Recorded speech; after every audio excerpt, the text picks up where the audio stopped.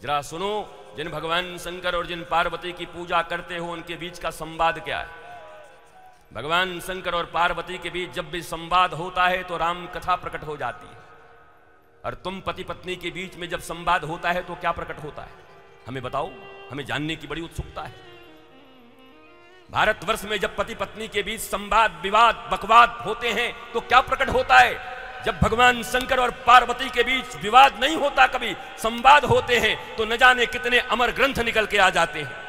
नारायण और लक्ष्मी के बीच जब चर्चा होती है तो भागवत की चर्चा होती है, भागवत की अमृत आ जाती, भागवतामृत प्रकट हो जाता है। तुम भी तो पति पत्नी हो, तुम्हारे बीच जब कोई विवाद होता तो क्या प्रकट होता, बताओ। तुम्हारे चर्चा का विषय क्या है। भारत के चर्चा का विषय संस्कृति था, धर्म था, आनंद था, ईश्वर थे, मन था, बुद्धि था, चित्त था, अहंकार थी, आत्मा थी। अब तुम्हारे बीच क्या है। कौन सा झुमका लाए, कौन सी साड़ी लाए, कहां मकान बनाए, कहां बच्चे को पढ़ाए, कहां नौकरी दिलवाए, कहां नौकर बनाए, कहां हमारी बहन आई है, हमारा भाई आया, उसके लिए क्या खरीदे, पड़ोसी से लड़ाई करो, उसने हमारी तरफ ऐसे देख दिया। क्या तुम्हारे बीच यही संवाद है।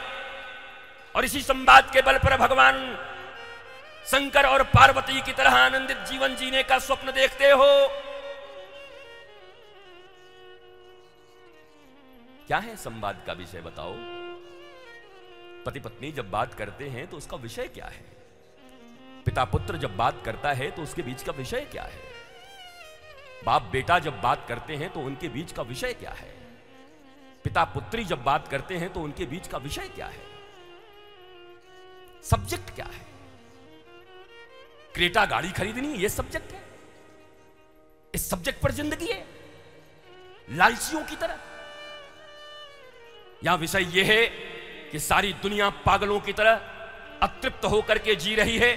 जब पिता पुत्र आपस में बात करें तो संस्कृति की बात करें कि हम ऐसा क्या करें जिससे हमारे जीवन में पुष्प खिल जाएं, फूल खिल जाएं, आनंदित हो जाएं। क्या इस विषय पर कभी पिता पुत्र कोई बात करता, पति पत्नी कोई बात करते, दादा पोते कभी कोई बात करते, नानी नाती कोई बात करता, कोई मित्र मित्र बात करते।